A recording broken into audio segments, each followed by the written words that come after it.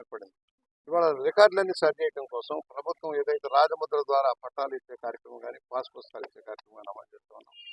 దానిలో భాగంగా ఇవాళ ఎవరైతే ఎక్కడెక్కడ వక్ఫ్ భూములు కావచ్చు, రెవెన్యూ భూములు కావచ్చు, దేవాదాయ ధర్మాదాయ భూములు కావచ్చు, వాటన్నిటిని కూడా సర్వే చేసుకుంటూ కరెక్ట్ అయిన రికార్డులు మెయింటైన్ చేసుకుని ఆస్తులు అన్యాక్రాంతం కాకుండా చూడటం, కబ్జాదారులను దూరంగా పెట్టే లక్ష్యంలో ఇవాళ ఈ కార్యాచరణ జరుగుతోంది. ఇవాళ నిన్నటి వరకు కొంచెం ఎమ్మెల్సీ ఎన్నికల వల్ల ఆలస్యమైంది. ఈ రోజు నుంచి కూడా రెవెన్యూ సదస్సు జరగబోతున్నాయి.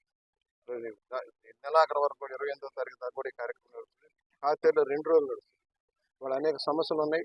గత ప్రభుత్వంలో దోపిడీ చేశారు, కొన్ని బోగస్ సర్టిఫికేట్లు పుట్టించి భూములు కబ్జా చేశారు. అవన్నీ కూడా ఇవాళ తిరగదోడి ఎంక్వైరీ చేసి అసలైన లబ్ధిదారులకు న్యాయం జరిగేలాగా చూసే లక్ష్యం పెడుతున్నాం.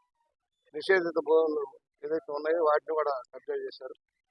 వాస్తవానికి ఏదైతే ప్రభుత్వ భూములు కబ్జా చేశారో వాటి నిషేధ జాబితా ఉంటాయి, కానీ ప్రైవేటు భూములు కూడా నిషేధ జాబితాలో పెట్టి వాళ్ళని బ్లాక్ మెయిల్ చేసిన గత చరిత్ర చూసాం మనం. వాటన్నిటిని సరి చేసే దానికోసం ఈరోజు ఈ కార్యక్రమం అమలు చేస్తాం. రెవెన్యూ సదస్సులు జరుగుతున్నాయి.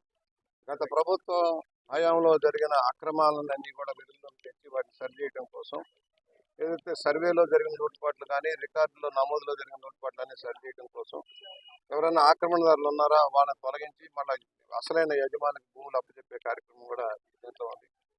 ఇవాళ ఏదైతే ల్యాండ్ టైటిల్ యాక్ట్ గత ప్రభుత్వం ప్రజల ఆస్తులన్నీ కూడా కబ్జా చేసి అప్పులు తేవడం కోసం చేసిన కార్యక్రమాన్ని